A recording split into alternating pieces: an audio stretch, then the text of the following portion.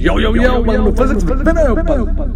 Hi, I'm Vinay and I'm back with season 5, episode number 3 from the prediction series for JEE Advanced. For those of you who are new here or you don't know, ये जो prediction series है उसमें I try to bring a very different type of questions जो generally coaching material में नहीं पाए जाते हैं, and you may not have encountered these type of questions in your preparation, but these type of questions are really important for you to get exposed to, because बहुत सारे ऐसे questions आए हुए हैं last few years जो trend है JEE Advanced में, where they are trying to ask you questions that require out of the box thinking, and that is what I'm going to do in this series. This episode particularly is going to be a short episode, it's going to be a sweet episode, it is going to be an awesome episode.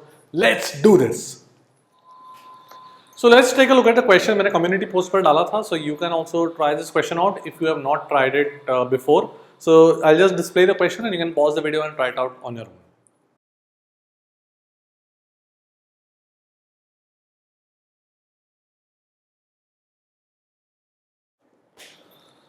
Alright, तो question क्या बोल रहा है कि मेरे पास एक planet है and let's say at some distance there is a particle which has been projected with some velocity.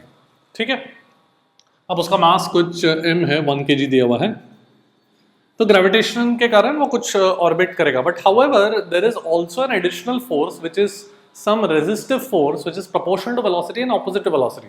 तो मेरे पास एक रेजिस्टिव फोर्स है which is minus kv vector, opposite to velocity, proportional to velocity, where k का value भी 1 दिया हुआ है SI यूनिट्स में. ठीक है, 1 किलोग्राम पर सेकंड आ जाएगा SI यूनिट्स. ऑलराइट, तो पूछा गया था कि कितने टाइम में angular momentum will reduce to half its initial value. तो सबसे पहले तो यहाँ पर the motion is not circular. Okay, ऐसा मत सोचना कि मोशन सर्कुलर है, कोई भी डायरेक्शन में वेलोसिटी दिया हुआ. Obviously the angular momentum has to be something non zero, otherwise the question will not make sense. But it's not circular, and because this resistive force is there, it will lose mechanical energy. ठीक है, तो कोई ऐसा closed orbit भी होना जरूरी नहीं है. Okay, so what we can do is, अगर ये मेरा position vector r vector, at some instant I can say कि ये जो resistive force है, ये resistive force है, उसका torque कितना हो जाएगा about the planet. planet के बाद torque कितना हो जाएगा r cross f. See, gravitational force का तो torque zero है about the planet, because gravitational force will obviously be passing through the planet itself. ठीक है, so planet के बाद torque on the particle will be zero of the gravitational force. But ये जो resistive force है उसका एक torque आएगा, तो कितना आ जाएगा देख लेते हैं. r cross minus k v vector, so minus k r cross v. तो ये जो torque है that is, इसमें एक r cross v आ रहा है. Now r cross v is something that also appears in angular momentum. I know I can write my angular momentum of this particle about the planet as r cross momentum, r cross mv. So can I say this is equal to minus k by m into L vector, correct? m से multiply divide कर दिया तो यहाँ पे angular momentum create हो जाएगा मेरे पास, right? So can you see the torque is ultimately proportional to angular momentum, and this means we know that torque is dl by dt. ये भी पता है मुझे, torque को मैं dl by dt लिख सकता हूँ. Right, now this is a very standard vector equation, जिसका standard differential equation rather, जिसका solution मुझे पता है, first order, right, correct. तुम ये substitute करके देख सकते हो. L naught is the initial angular momentum, so you can substitute this. इसको एक बार differentiate करो, you will get this. ठीक है, so minus k by m times t हो गया. तो angular momentum half कब हो जाएगा? L naught by 2 is equal to L naught into e raised to minus kt by m. So you can see kt by m would be equal to ln 2. Alright, so time would be m by k ln 2, and mass 1 दिया हुआ है 1 kg, k 1 दिया हुआ है, so basically ln 2 seconds.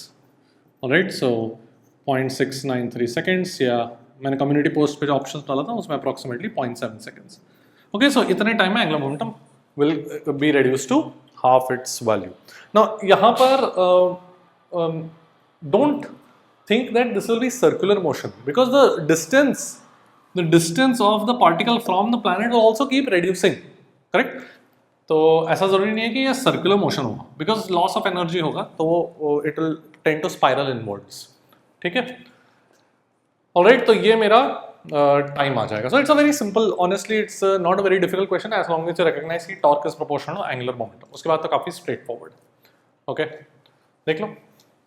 That's it for today. So today's episode was a short episode, a sweet episode, and a very cute episode. जहाँ पे we saw that the torque of a linear resistive force, linear मतलब proportional to velocity वाला resistive force, that torque of that force is proportional to the angular momentum of the particle itself. ठीक है? And the key point to remember or the key point to recognize कि the trajectory can be anything. मतलब ऐसा नहीं है कि वो circular motion करता होगा initially, ऐसा कुछ भी नहीं है.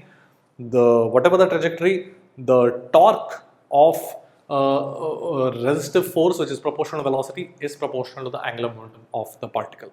Alright, so I hope you enjoyed the episode. Let me know in the comment section. That's it for today. I will see you at the top.